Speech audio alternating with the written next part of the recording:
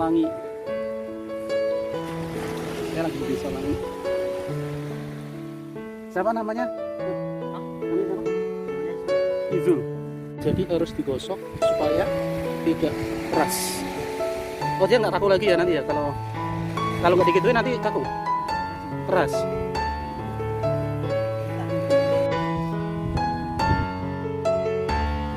Sehari dapat berapa? Segitu?